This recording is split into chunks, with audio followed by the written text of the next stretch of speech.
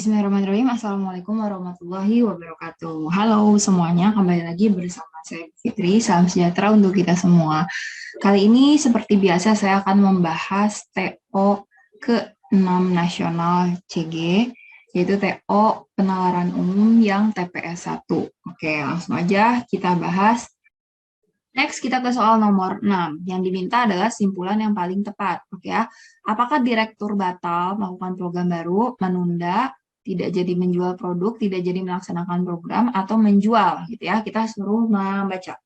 Tahun ini Direktur PT Batik melaksanakan program pembukaan cabang baru atau penjualan produk baru.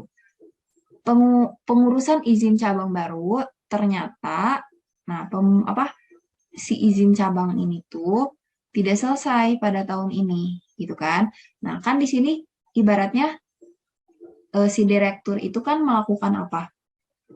Berarti dia melakukan program pembukaan cabang baru, kan?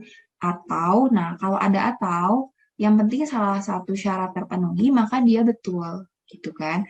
Nah, tapi katanya tidak selesai tahun ini si pengurusan izin cabang barunya ini enggak terjadi.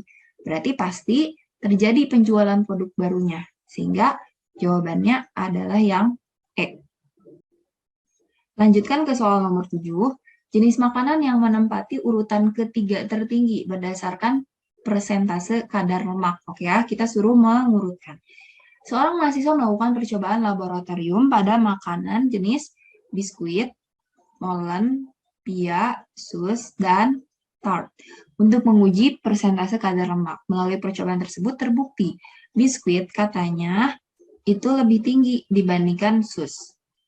Tart katanya lebih tinggi daripada pia. Tart itu lebih tinggi daripada pia. Ini saya ngurutin dari yang terbesar ke yang terkecil. Namun lebih rendah daripada sus. Katanya ya. Berarti kalau begitu si tart itu lebih tinggi daripada pia, tapi dia masih lebih rendah daripada sus, gitu kan?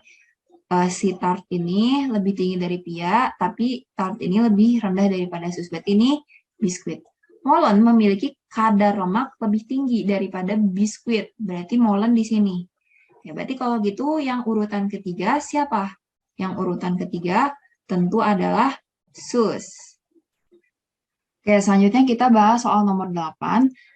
Sebuah biro perjalanan menawarkan tiket untuk 5 tujuan wisata. Bapak membeli tiket untuk 5 anaknya dengan satu tujuan wisata. Berikut tujuan wisata. Jadi anaknya ada 5 A, B, C, D, E. Terus kepengennya ini. Tapi kalau supaya gak ada yang berkunjung ke kota yang sama, Bapak A memberikan A tiket ke kota mana gitu. Berarti kalau begitu, di sini kita bisa lihat ya, ada tujuannya Jogja, Lombok, Bali, Manado, sama Padang. Nah, kalau si A, B, C, D, E. Oke, kalau A, pengennya Jogja atau Lombok. Kalau B, Jogja, Lombok, Bali. Kalau C, ingin ke Lombok atau Manado. D, ke Padang doang. E, ke Padang atau Lombok. Oke, berarti kalau gitu gimana? Nah, berarti otomatis antara Jogja atau Lombok dong jawabannya, gitu ya. Oke, kita ambil kemungkinan deh. Kalau misalkan dia di Jogja, berarti gimana? Ini kan Lombok ada 2 nih. Kita ambil yang bedanya. Ini juga kita ambil yang bedanya. Ini kita ambil yang bedanya. Berarti si ini Lombok. Nah, atau kalau misalnya, coba kalau si ini yang Lombok, gitu ya. Nah, berarti kalau si ini yang Lombok, dia kalau misalnya ini kan ini B sama pasti ini Bali sama Manado kan. Nah, kalau misalnya si ininya Padang gitu kan. Nah, sini kan pasti Jogja, tapi ini dua-duanya nggak ada yang mau Jogja gitu kan. Nah, berarti kalau begitu jawabannya adalah A, Yogyakarta. Next, kita ke soal nomor 9. Simpulan yang paling tepat adalah yang mana? Oke, pada hari Minggu lalu di Kampung Bambu terjadi tindak kejahatan berupa perampokan atau pencurian, meskipun udah ditingkatin keamanannya. Tapi ternyata di Kampung Bambu tidak pernah terjadi perampokan. Oke, berarti kalau tidak pernah terjadi perampokan, kan ibaratnya gini, ini atau juga ya.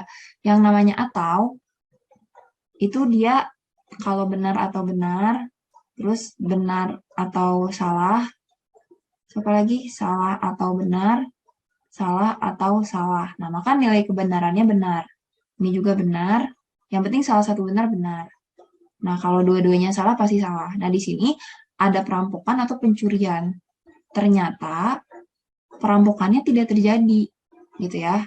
Nah, berarti kalau misalnya simpulan yang paling tepat itu kayak gimana, gitu ya. Nah, kalau yang A, tidak ada warga Kampung Babu yang mengalami tindak kejahatan pada hari Minggu lalu. Oke, ya. Berarti kalau misalnya dia tidak terjadi perampokan, gitu kan? Nah, kan soalnya gini, soalnya di sini kan terjadi tingkat tindak kejahatannya itu terjadi, gitu ya. Nah, berarti kalau misalnya dia tidak terjadi perampokan, pasti terjadi pencurian, gitu kan?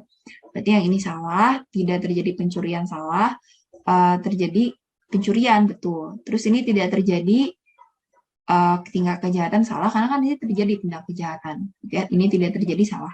Berarti 9 adalah C. Next, kita ke soal nomor 10. Berdasarkan teks, apa yang akan terjadi apabila lilin masuk ke dalam tubuh? Oke. Sejumlah penelitian telah membuktikan bahwa keseringan mengonsumsi makanan cepat saji memang tidak berdampak secara langsung ke tubuh. Keseringan mengonsumsi cepat saji, namun akan tertimbun di dalam tubuh menjadi penyebab kanker. Tapi juga bisa stroke, usus buntu, sama ginjal. Maka kalau kamu termasuk orang yang hobi makanan cepat saji, kurangilah hal itu dan sayangi diri sendiri. Nah, salah satu kandungan dalam makanan instan itu adalah lilin yang sulit dicerna. Lilin itu menghancurkan prinsip kerja sistem pencernaan tubuh, sehingga makanan yang mengandung lilin akan dicerna dalam waktu minimal 2 hari. Oke, berarti apa yang terjadi apabila lilin masuk ke dalam tubuh tentu akan menghancurkan kerja pencernaan tubuh. Lebih ke pencernaan ya. Oke, menyebabkan makanan tidak dicerna. Oke, berarti di sini ibaratnya bukan berarti tidak tercerna, tapi dia menghancurkan prinsip kerja pencernaan tubuh karena jadi 2 hari gitu. Jadi lebih lama, bukan tidak tercerna tapi malah memperlambat. Soalnya jadi minimal 2 hari tercernanya. Sehingga 10 adalah ayan.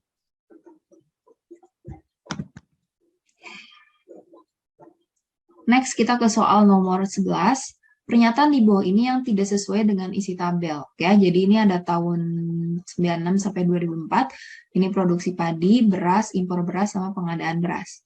Semakin tinggi produksi padi, semakin rendah impor beras. Oke, coba kita lihat ya.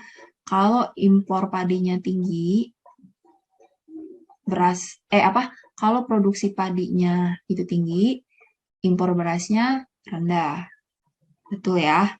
Oke, berarti ini bisa. Impor beras tertinggi terjadi pada kondisi pengadaan beras tertinggi. Beras mana? Nah, ini. Oke, kita lihat. Katanya impor beras tertinggi ini nih terjadi pada kondisi pengadaan beras tertinggi. Oke, bisa.